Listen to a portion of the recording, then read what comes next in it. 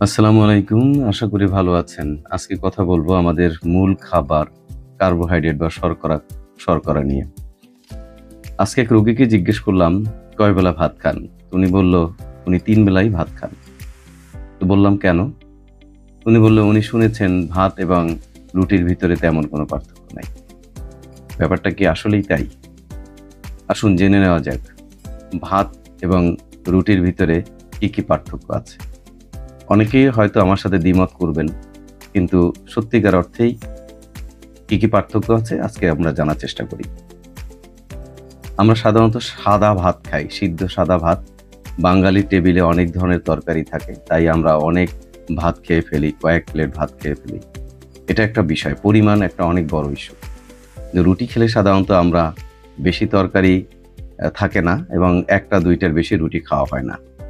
তাই পরিমাণগত দিক থেকে অবশ্যই রুটির খাওয়ার চেষ্টা করা উচিত। দ্বিতীয়ত হচ্ছে, ভাত খাওয়ার পরে সেটা আমাদের পাকস্থলীতে অল্প সময় থাকে এবং একটা সুগারের স্পাইক তৈরি হয়, যার ফলে ডায়াবেটিস রোগীদের সুগার অনেক বেশি বেড়ে যায়।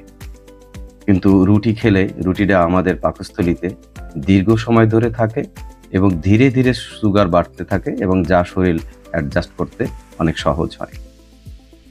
ভাতের ভিতরে কার্বোহাইড্রেটের পরিমাণই বেশি এবং এর গ্লাইসেমিক ইনডেক্স রুটির তুলনায় অনেক হাই। রুটিতে, বিশেষ করে লাল আটার রুটি, ব্রাউন রুটিতে গ্লাইসেমিক ইনডেক্স ভাতের তুলনায় অনেক কম। যাদের কোলেস্টেরলের সমস্যা আছে তাদের জন্য ভাতের চেয়ে অবশ্যই রুটি প্রেফার করা উচিত, কেননা রুটিতে কোলেস্টেরলের মাত্রা কম বাড়ে, হৃদরোগের ঝুঁকি কমায়।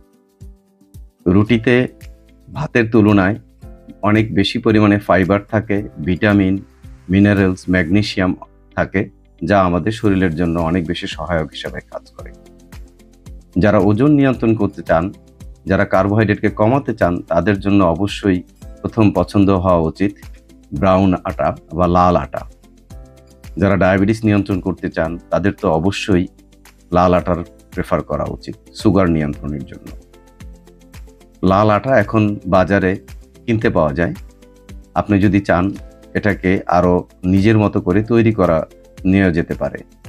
গম কিনুন, সেটাকে পরিষ্কার করে নিজে গম ভাঙিয়ে পুরো শস্য দানা অর্থাৎ লাল আটা রুটি তৈরি করুন, যা আপনার স্বাস্থ্যের জন্য, হৃদরোগের ঝুঁকির জন্য, কোলেস্টেরলের মাত্রা নিয়ন্ত্রণের জন্য, সুগার নিয়ন্ত্রণের জন্য এবং ওজন নিয়ন্ত্রণের সহায়ক হিসেবে কাজ করবে।